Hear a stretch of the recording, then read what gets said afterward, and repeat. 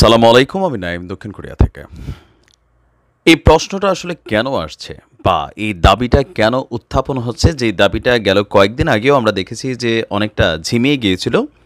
আবার এই দাবিটা সরব হচ্ছে যে অন্তর্বর্তীকালীন সরকারকে অনির্দিষ্টকালের জন্য সময় দেওয়া হবে না বা অনির্দিষ্টকালের জন্য অন্তর্বর্তী সরকারকে মেনে নেবে না জনগণ।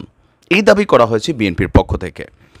কেন আসলে বিএনপিটা করছে এটা নিয়ে কমেন্টে অনেকে লিখেছেন যে তাড়াতাড়ি ক্ষমতায় আসতে চায়, বাট এর পাশাপাশি একটু কারণ আছে। এই কারণটার প্রধান কারণটা হচ্ছে গেল যেই লম্বা একটা সময় হয়ে গেছে, প্রায় 1 মাস সামডেজ, এই সময়টার মধ্যে আসলে যেই পরিমাণ অ্যাকশন রিয়াকশন দরকার ছিল প্রশাসন থেকে শুরু করে প্রত্যেকটা জায়গায়, এই জিনিসগুলো কিন্তু আসলে পরিপূর্ণ হচ্ছে না। এটা প্র্যাকটিক্যালি এটা স্বীকার করতে হবে।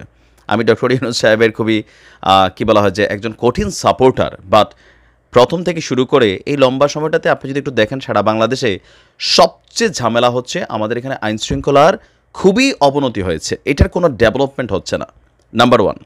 নাম্বার টু, আপনি যদি দেখেন বাজারে যে অসহিষ্ণু দ্রব্যমূল্যের দাম, এটাও কিন্তু কন্ট্রোল হচ্ছে না, কোনোভাবেই হচ্ছে না। ভারতে ইলিশ রপ্তানি বন্ধ, কিন্তু ইলিশ বাংলাদেশের বাজারে আগুন। ডিমের দাম সরকার বাইধা দিছে, মুরগির দাম বাইধা দিছে, কিন্তু এগুলোকে কন্ট্রোল হচ্ছে না। তো প্রশ্ন হচ্ছে কি, যে বিএনপি ক্ষমতায় গেলে কি গিয়ে এগুলো তাড়াতাড়ি করে ফেলবে? না, এটা হবে না। তারপরেও এবার আসেন যে কেন আসলে বিএনপির এই অসহিষ্ণু মেন্টালিটিটা তৈরি হচ্ছে। এটা মূল কারণ, বিএনপির মধ্যে একটা ভয় হচ্ছে এই মুহূর্তে প্রশাসনে যারা বসে আছেন অথবা অন্তর্বর্তীকালীন সরকারের যারা উপদেষ্টা হিসেবে দায়িত্বপ্রাপ্ত আছেন, এদের মধ্যে অধিকাংশই 1-11 সরকারের সময় যারা এই উপদেষ্টার দায়িত্ব পালন করছে। তো 1-11 সরকার কি করছে? বিএনপির বরাবরই দাবি ছিল যে 1-11 সরকার, মঈনুদ্দিন বা ফখরুলরা তখন মানে সেফ এক্সিটের জন্য একটা কালো চুক্তি করছিল আওয়ামী লীগের সাথে, যে আওয়ামী লীগের তারা ক্ষমতায় এনে দিবে আর পাশাপাশি তারা সেফ এক্সিট নেবে। তো দিন শেষে মানুষ এটাই দেখছে যে ওই মানুষগুলো চলে গেছে। তারপরে এই 1-11 সরকারের যারা কুশীলভ ছিল, এখানে -2 ফর্মুলা এই উপদেষ্টারাই করছে, এটা বিএনপির বরাবরই দাবি। সেই -2 ফর্মুলাটার আরও একটা দৃশ্যপট দেখতে পাচ্ছে বিএনপি। কেন? এই মুহূর্তে আপনি দেখেন তারেক রহমান তিনি কিন্তু দেশে নাই, শেখ হাসিনা তিনিও দেশে নাই, তাহলে দেশে আছে কে? বেগম খালেদা জিয়া তিনি কার্যত মাঠে নাই, শক্তিশালী কোনো রাজনৈতিক দল নাই, আওয়ামী লীগের মধ্যে এই মুহূর্তে প্রাণ নাই, বিএনপি পন্থীরা খুব বেশি মার্কেটে নামতে পারতেছে না, জামাতের সাথে আবার তাদের বিভাজন আছে। এখন এই পরিস্থিতিটা যদি লম্বা সময় চলতে থাকে, আপনি যদি যারা সোশ্যাল মিডিয়াতে খুব বড় বড় বিশ্লেষক আছেন তাদের কথাবার্তাগুলো শুনেন, সবাই কিন্তু একটা সংকেত ফিল করছে যে আবার কি প্রো আওয়ামী লীগ একটা গভর্নমেন্ট এই ডক্টর ইউনূসকে সামনে রেখে পেছন থেকে তৈরি হচ্ছে কিনা, এইটা আসলে বিএনপি ভয় পাচ্ছে।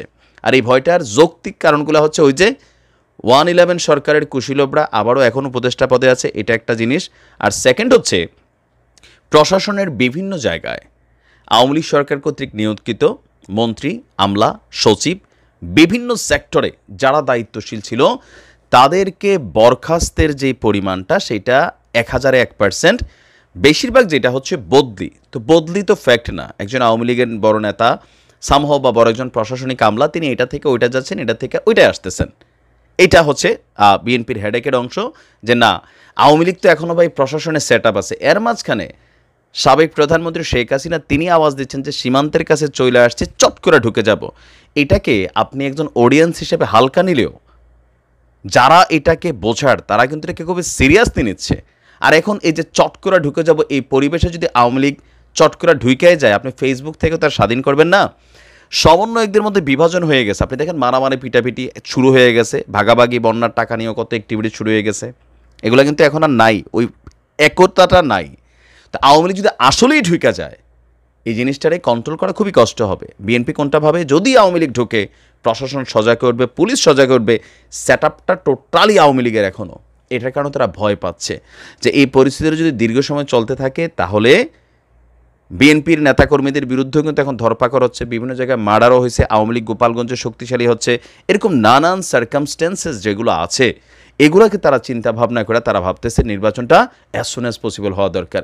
সংস্কার যা হবে, বড় বড় সংস্কার চলমান প্রক্রিয়া আমরা সরকারে গিয়া করব। অপরদিকে তারেক জিয়া সাহেব কিন্তু সুন্দর সুন্দর তিনি বক্তব্য দিচ্ছেন, দলীয় নেতাকর্মীদের বিরুদ্ধে মামলাও ঠকছেন। আমি এর জন্য তাকে অ্যাপ্রিসিয়েট করেছি, কারণ বাংলাদেশের ইতিহাসে সম্ভবত এরকম প্রথম দেখলাম এখন এইটা যদি ক্ষমতায় যাওয়ার পরে বদলায় যায় তাহলে কিন্তু আবার ওই যে এরকম 5ই আগস্ট আসবে 2-4-10 বছর পরে, আর 5ই আগস্টের আগে আগস্ট চলে আসবে, কারণ আওয়ামী লীগ বরাবরই বিরোধী দল হিসেবে রাজপথে বড় কঠিন একটা জল। এটা যারা রাজনীতি দেখছেন অতীতে তারা জানেন। তো এরকম নানান চিন্তা ভাবনা থাইকা বিএনপি আসলে চাচ্ছে যে নির্বাচনটা করে তাড়াতাড়ি সরকারে আমাদের দাও, আমরা আমাদের সেটআপটা তৈরি করব যেন আওয়ামী লীগের কাছ থেকে অন্তত তার হুমকি না থাকে। এই মুহূর্তে ইউনূস সাহেব হুমকি না, হুমকি কিন্তু এখনও আওয়ামী লীগ। আর এই হুমকিটার প্রধান কারণ সেনা বলেন, নৌবাহিনী বলেন, বিমান বাহিনী বলেন, প্রশাসন বলেন, পুলিশ বলেন, বিজিবি বলেন, র্যাব বলেন, যারা সরকারকে চালায়, ইউনু বলেন, ইউনিয়ন চেয়ারম্যান বলেন, প্রত্যেকটা জায়গায় প্রশাসনিক যে কর্মকর্তারা সবাই কিন্তু আওয়ামী লীগ সরকার কর্তৃক গেল কয়েক বছর যাবৎ যারা নিয়োগপ্রাপ্ত আছে তারাই। সো এখানে একটা ভয় তো কাজ করছেই 100%। সেই কারণে আসলে মির্জা ফখরুল ইসলাম দলটির মুখপাত্র তিনি বলছেন যে নির্বাচনটা খুব দ্রুত আসলে দরকার।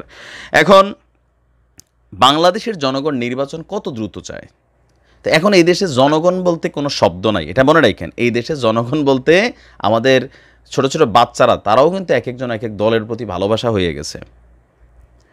একটা শ্রেণী যারা আওয়ামী লীগ আছে তারা তলে তলে কিন্তু চায় আপাতত নির্বাচনের দরকার নাই, যেমনি আছে চলুক ভালো, বিএনপি সরকার ক্ষমতায় আসলে এখনই তো মামলা কারে বলে কত প্রকার দেখা হচ্ছে, এরপর এটা আরও 10 গুণ বাড়বে।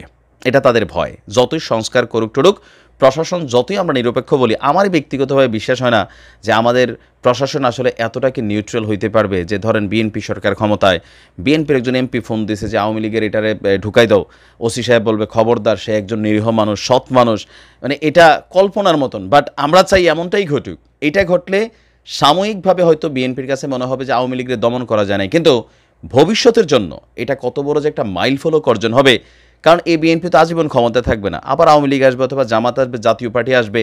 তাহলে রাষ্ট্র ক্ষমতা থেকে সইরা গেলে যারা অন্যায় করে নাই, একজন ভালো মানুষ রাজনৈতিক দলের নেতাকর্মী, তাকে মিথ্যা মামলা দিয়া ফাঁসানোর সুযোগ নাই। এইটা একটা পজিটিভ দিক, কিন্তু এটা খুবই হার্ডেস্ট একটা জিনিস। এটা আমাদের বাংলাদেশের জনগণ এখনও আমরা মনে প্রাণে অন্তঃকরণে বিশ্বাস করতে পারছি না।